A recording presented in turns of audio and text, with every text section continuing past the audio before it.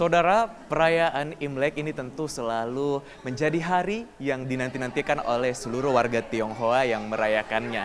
Selain karena banyak sekali hal-hal yang seru seperti semarak indahnya lampion, terus juga atraksi seru dari barongsai, tentu momen berkumpul bersama keluarga ini menjadi hal yang sangat dinanti-nanti ketika Hari Raya Imlek tiba.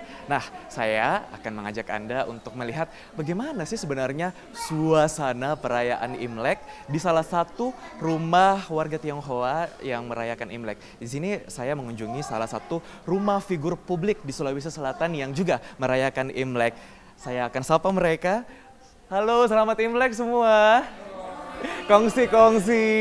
Nah, ini dia nih, seru sekali. Saya bersama keluarga besar dari Bapak Erik Horas dan juga istrinya. Selamat sore Koko, selamat sore Cece. Nah, ini dia mereka nih, saudara. Saya akan berbincang sedikit deh. Sebenarnya apa sih makna dari Imlek itu? Tapi kita ceritain dulu nih, Koko. Kalau di keluarga Koko ini ngapain aja kalau Imlek ya? Gue pegang? Boleh. Boleh. Baik, terima kasih. Jadi kalau biasanya kami di malam Imlek, biasanya sudah mulai dari malam Imlek sampai hari Imlek. Di mana ini menjadi tradisi keluarga kami, biasanya berkumpul bersama, terus kita bersilaturahmi kepada orang-orang tua kami, kepada teman-teman, relasi, keluarga. Tentu itu tidak terlepas dari mempererat tali silaturahmi kami. Dan tentunya makna dari Imlek sendiri itu, tentu kita berharap akan jauh lebih baik di tahun-tahun yang akan datang dan akan membawa berkat buat keluarga-keluarga kami. Seperti itu. Itu garis besarnya. Nah, itu dia. Seperti biasa, ini Imlek semoga bisa menjadi berkat ya bagi seluruh orang. Nah, kalau hari-hari besar itu pasti selalu ada hidangan yang istimewa nih ya. Tentunya disiapkan. Nah, ini urusannya sang istri nih biasa nih. Cece, biasanya kalau Imlek, apa sih yang selalu harus ada di rumah? Kalau Imlek itu kita identik biasanya sedianya kue ya. Nah, cake-nya itu ada yang kue lapis, kue kering, kemudian juga ada jeruk. Nah, kue lapis kenapa? Karena biar rezekinya itu berlapis-lapis. Kemudian jeruk, rambutan, semuanya everything about sweet. Jadi kita juga tetap manis, makin tahun makin manis biar dapat rezeki yang bertambah gitu. Nah, selain hidangan yang spesial ya di perayaan Imlek ini, tradisi yang selalu juga ditunggu-tunggu apalagi bagi mereka yang belum menikah. Tradisi angpau dong ya. Nah, ini bagaimana nih bagi-bagi angpau di tradisi keluarganya Koko Cece ini? Dan sebenarnya siapa sih yang boleh menerima angpau dan siapa yang membagikan angpau gitu? Biasanya untuk angpau kita bagi untuk yang belum menikah. Kemudian yang membagi angpau juga bagi yang udah menikah gitu. Jadi kita bagikan tiap tahun karena itu melambangkan tradisi Imlek, membagi angpau lambang dari Chinese New Year untuk warga Tionghoa.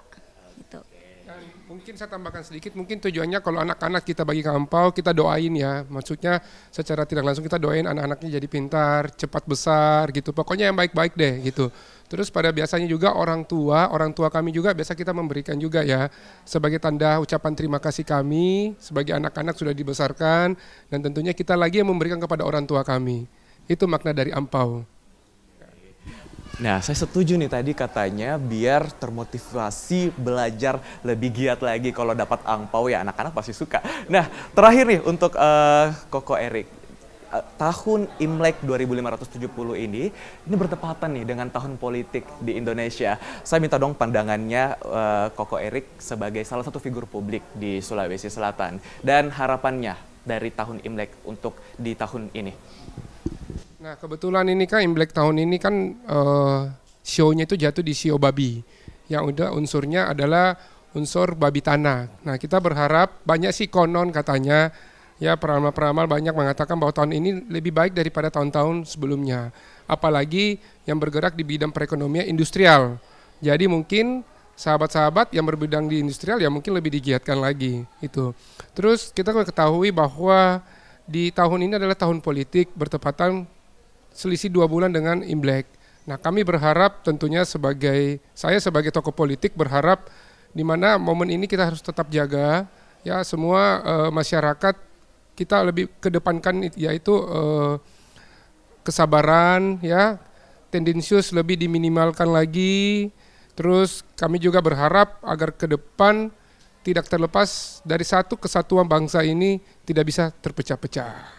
Yang istilahnya semua harus solid ya, karena tujuannya kita berpesta demokrasi ini secara dewasa dan mari kita ramaikan pesta demokrasi ini secara baik. Waduh, mantap sekali. Saya mendoakan.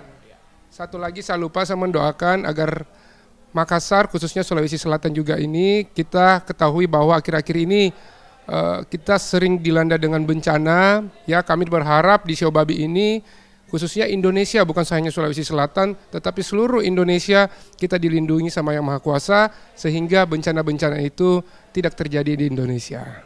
Oke, nah itu dia harapan dari Koko Erik selaku figur publik di Sulawesi Selatan yang juga warga Tionghoa dan merayakan Imlek pada tahun ini.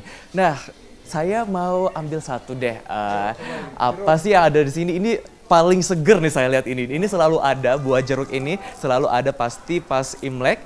Dan saudara, demikianlah kunjungan saya di salah satu rumah warga Tionghoa yang merayakan Imlek tahun ini. Semoga perayaan Imlek ini dapat menjadi berkat bagi tidak hanya bagi mereka yang merayakan, namun bagi seluruh warga di Indonesia. Narundana, Nila Rustam, Kompas TV.